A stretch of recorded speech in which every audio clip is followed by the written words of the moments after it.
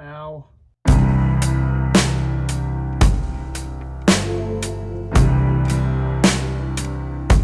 On today's fourth episode of the Chambler build series, I'm going to pull the dash, all the components of the instrument cluster, the headliner, rest of the trim that's in the interior, and the heater core, heater box, blower motor, all that stuff. There's going to be some more Cherokee content coming soon because my daily driver is starting to run a little hot. Without further ado, let's get to it. I'm going to start taking the dash out. Step one is taking the steering wheel out. I'm going to pull that bolt on the steering column, and then I'll figure out what is holding the steering column to the dash. And it's in there. It's also going to be fun because there's nothing holding it in place. I should hopefully be able to zip it off with an impact at this point. And I just knocked the camera out of position. Sorry about that. It'll be interesting to see what he did to make these things fit together, but we'll see about that once I get the column bolts out. It looks like he disconnected whatever wiring was going to the column. And I think these two bolts are what's retaining it. We'll see in a second. There's not much space back here, and it's not captured fasteners.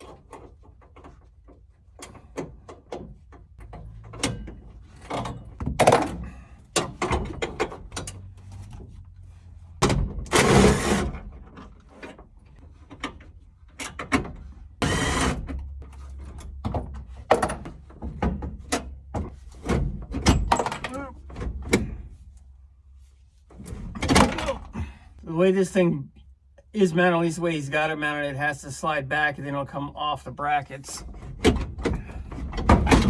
Oh, okay. Oh.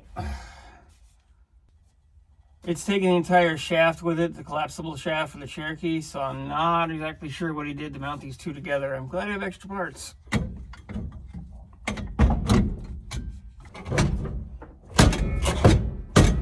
I'm going to check under the hood and see what I can see.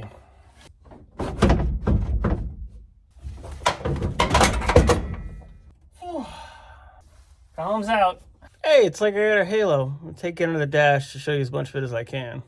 Right up against the firewall on the driver's side, you can see a lot of the connectors. And it looks to me like that fuse block was burnt. I'm going to take as much of this out as I can. And we're looking at the passenger side, and it's definitely a mess under here. This is the wiper control stock on the dash by the steering column. This is the cable for it that goes through the dash. I'm going to go ahead and pull it out because I know that's disconnected. Whoop. Hopefully that comes all the way out. There we go. Now I only have about 7,000 other things to get. We're up under the driver's side of the dash. The audio and the lighting is going to be a little off. I'm going to go ahead and disconnect the fuse block over here. And I think I could take it off with 2 screws. That should help me kind of figure out what wiring is theoretically going to come with the dash, or the parts of this, this area that you can't see my fingers.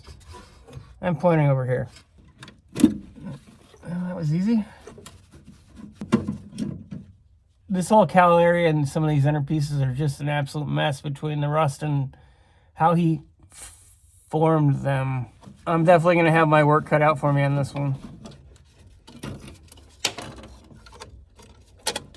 Well, there's the fuse block. That's good. Okay, let's do that. I'm not talking to you, I'm talking to myself. I'm not talking to you, I'm talking to myself. All this spray foam.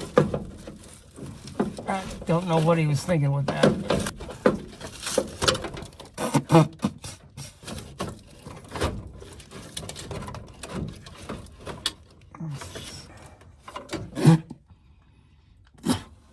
I think if I can pop this speedo cable off, I should be able to pull it theoretically out and then pull the wiring in.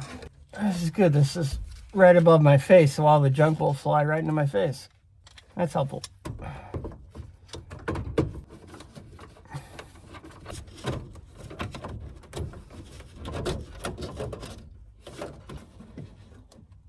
Oh, he's pinched. I think he's got this pinched.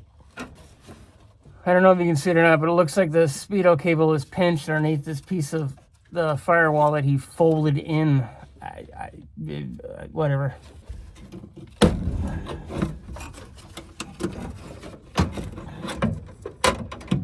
Yeah, this is grade A hackery under here. Oh, that's a little better. I should be able to pull this speedo cable out.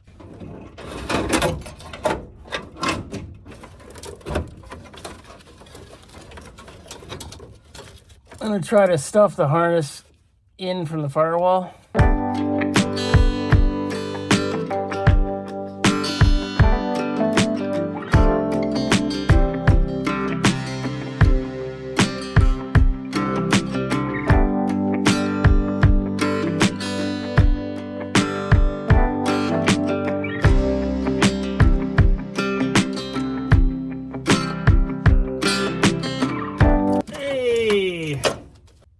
That was fun.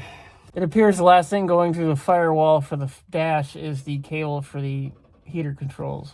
Well, let's figure out what we can do to take the dash. Let's figure out what we can do to take the dash off now. As you can see, that cable is going into that block for the heater core, so I'm going to have to disconnect the cable in the dash once I pull the dash down, because I don't want to break into that at this point. As you can see, there's a series of screws on the upper part of that dash trim. I believe I'm gonna have to pull those first, so let's do that now.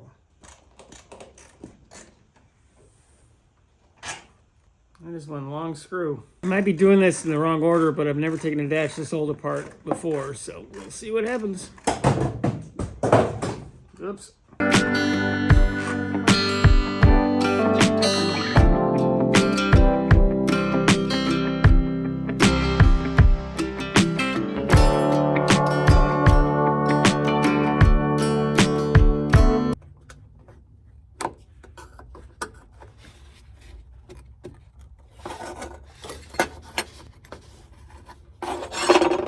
Thankfully, these don't seem to be too hard to take off, at least in the corners. There's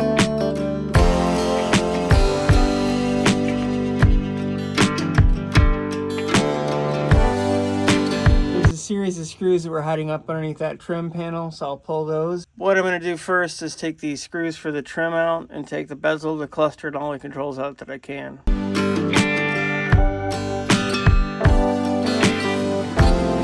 The screw is missing in this corner. Guess it's tool time. That's always the one thing you forget. Okay. Hey, well, I better look this time.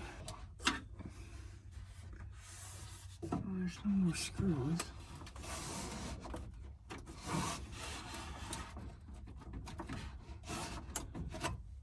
Okay, so apparently I have to take this lower chrome trim off first because it's hiding or holding this in. I'm gonna go ahead and throw one of these screws just loosely back in. I don't want this piece to fall. Now I'll figure out how to get this off. I'm going to start by taking the screws out of the bottom of the HVAC controls. And there's a series of screws in both of the ashtrays. I'll pull those as well.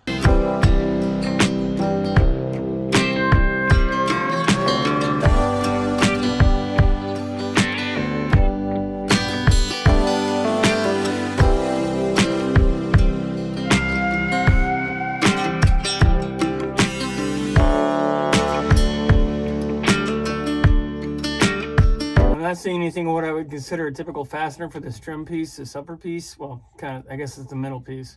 So I'm going to try to pry it off gently. Let's see how this goes.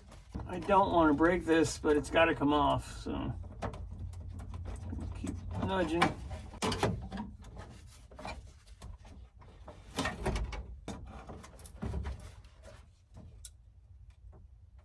Come on. Ugh. There we go. This is still probably not the way to do it, but it's working, so it's probably not 100% wrong.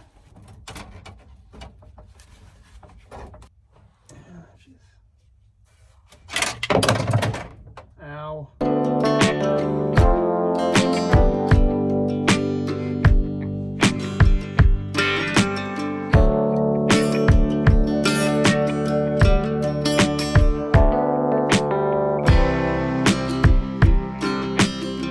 So there's slide and clip entertainers, except for that one in the center. All the rest of them are that clip style like that one right there. And I would show you the bolt, but I dropped the damn thing somewhere in here and I have to find it. So, good times.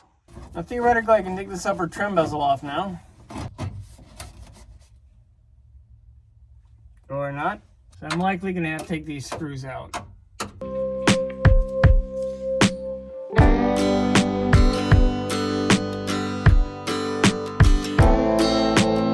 Apparently I have to do some more work on the cluster first. Oh, back again. Oh, my favorite spot in the car.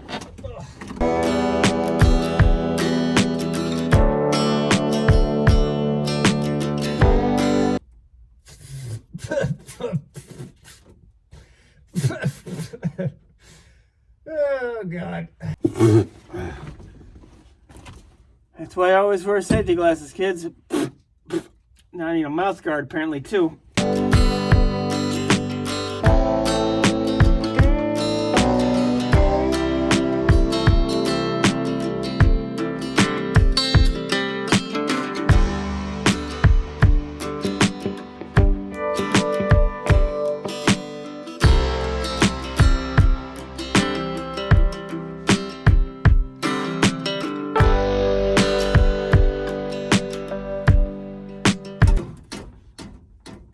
Oh, this is going to be easy.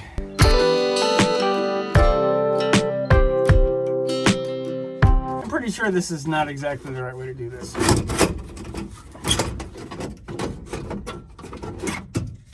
One trim piece out.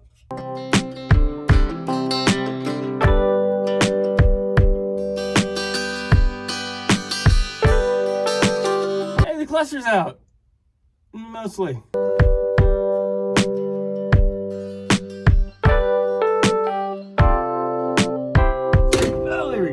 That is one crazy setup right there. If I'm lucky, I'm going to be able to integrate the Cherokee cluster into here. That's going to be a hell of a lot of work, but I'm thinking it might be a little easier than trying to put this back together.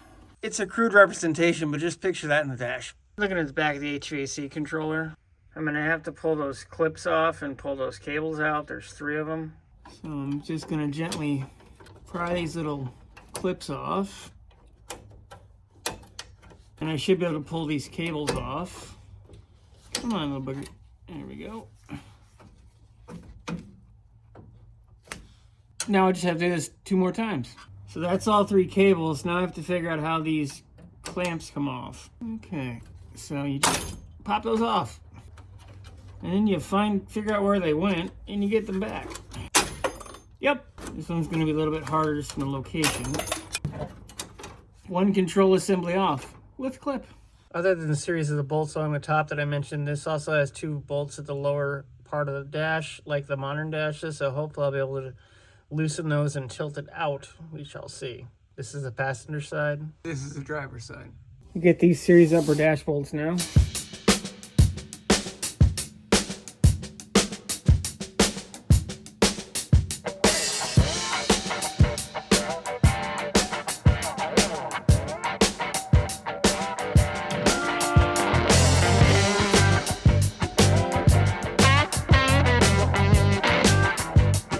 Loosen up the lower dash bolt on the driver's side. I'm going to loosen this one up. It should come down, hopefully. Not like every other dash I've taken out lately.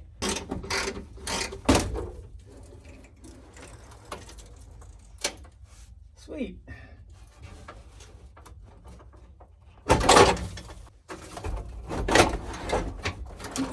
Now I can see all the nest of wiring and stuff that's hiding back here. I should be able to take this bunch of old stock connectors apart, and the dash should actually come off. There's going to be some wiring left in the body, but that is what it is.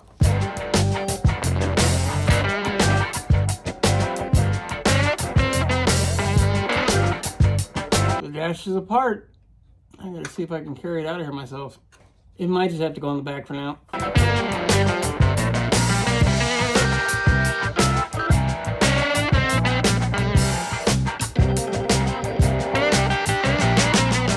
That's where it's going to live for the time being.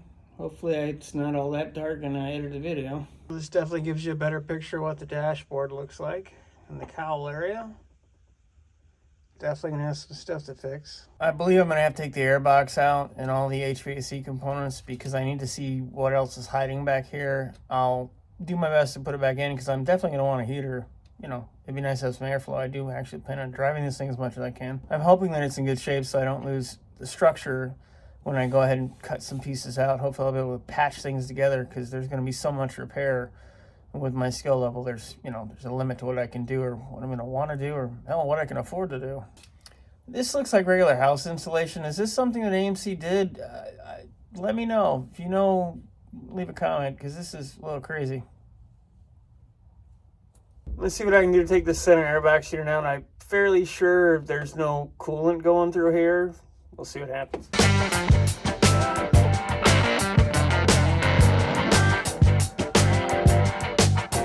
I don't see any extra screws. There are likely going to be some screws on the outside on the firewall side, or on the engine side of the firewall. I'm going to go ahead. I'm going to go ahead and take the strut tower brace off on the passenger side. I'm going to need it out to get access to the HVAC box and everything else over here. Brace be gone. I've got a drain pan underneath the car. I don't know how much coolant is actually in this thing, if any at all. I really don't want to make a mess if I can help it.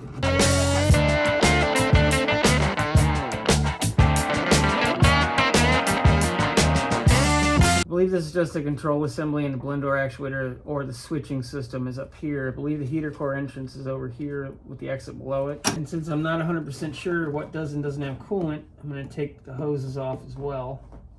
Oh, that worked.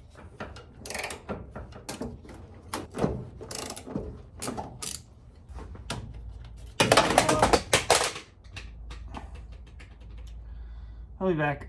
Unfortunately, when my light fell, it broke, so lighting might be a little worse than normal. Well, hell, that nut fell somewhere into the grate below. I think the nut is spinning on the stud, and the stud is spinning on the firewall, but we'll see in a minute. Thankfully, the stud's not spinning. It's a bolt that's spinning. It's a through bolt, so I got a pair of vice grips on the other side.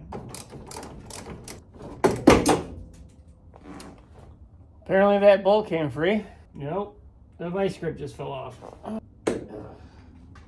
Let's try this again. I'm gonna have to get something to keep the vice grip from spinning now. Attempt number 3.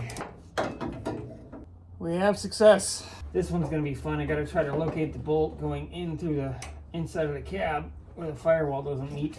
Change of plans. It looks like I can get the bolt from the inside and the floor where the firewalls don't meet, because there's a gap of about 3-4 inches. You can see my setup for getting the other one free. Universal third hand.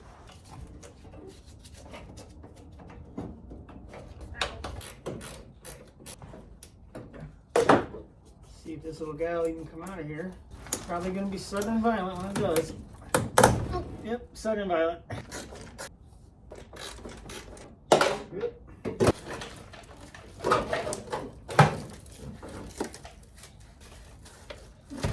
I knew there had to be a mouse house in here somewhere. It was right in the heater box. It's the only evidence of mice found in the whole entire car, which I think is pretty good. That's the lower part of the heater box frame. Guess I'll need that to make a template of some kind. Let's turn to rubber. Hey, there we go. Yeah, there's definitely some meat in there. I actually think this is the cleanest part of sheet metal on the whole firewalls right there.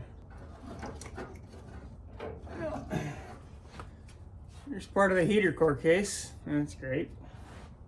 Well, let's see if this box will come out now. Shouldn't be anything else holding it in.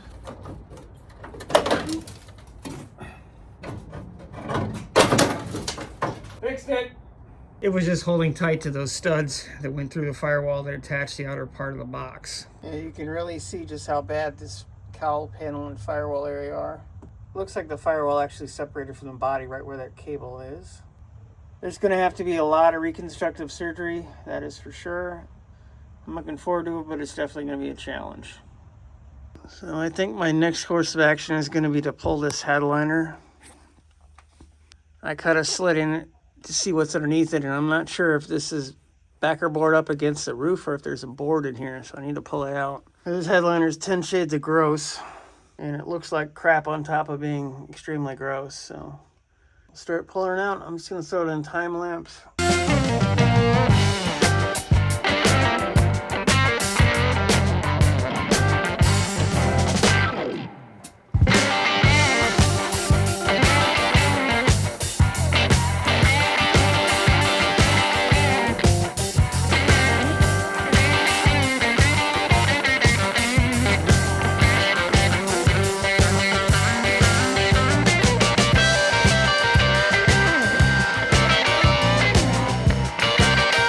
I have no idea how this is going to go, so this should be pretty entertaining. I've never taken a headliner this vintage out before. I was expecting bows, but there seems to be a headliner board up there, so I'm not sure how this is going to come out.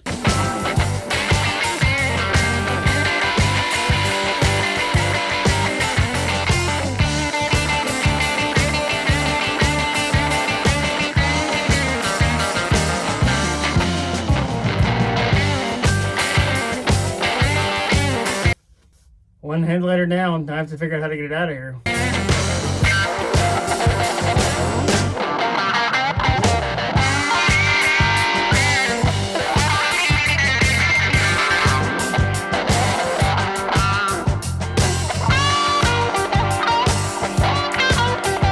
In all likelihood, this is gonna get folded.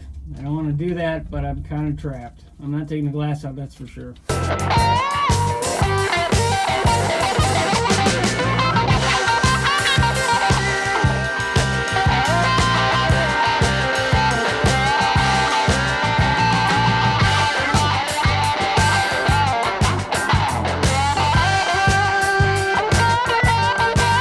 Well, hell, that wasn't what I wanted to do, but it's out. I wasn't really planning on putting the headliner back in, and with the way I took it out, I'm not going to be able to, sadly. I'm likely going to try to put these panels back up and just paint them, or maybe put a light fabric or something, I don't know. I'm not 100% sure how this trim panel comes off, so we'll find out together.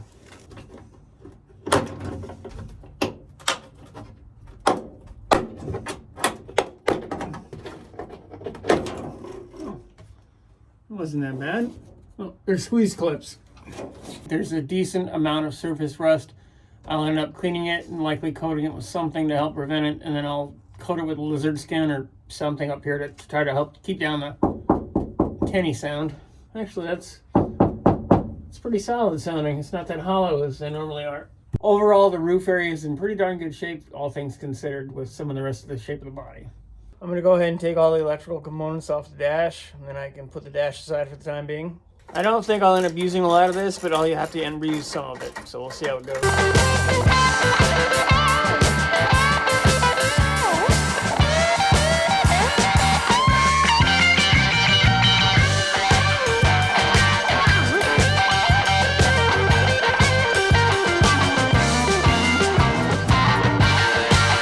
Ducting for the defrost broke the ears off. It was already broken before I got to it, and then I finished breaking it all the way, so I'm gonna have to see about plastic oiling it back in place. It all depends on what I can find for a heater, because I do need to have a heater in this thing. I do plan on driving it as much as I can. I decided I'm just gonna leave the ignition cylinder in. I'll just take the connectors off because I will not be reusing that part.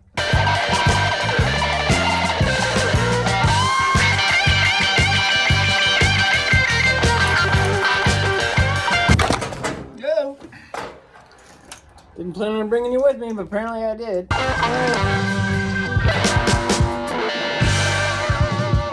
I want to leave as much of the factory appearance as humanly possible on the dash, even though none of this is really going to have any function at all. And with that, the Rambler dash is empty, and I can start figuring out how to combine the Cherokee parts into it. I think this just might work. It's going to be a hell of a lot of trouble to make it work, but I think it'll be cool. Thanks for watching the 4th episode in the Chambler build series. The next episode is going to be pulling all the random junk out of the floor to replace. It's going to be a fun episode, a lot of cool stuff, and a lot of questionable things I'm going to find as I go through it. Tune in, like, share, subscribe. Let me know what you want to see. Thanks for watching. See you next time.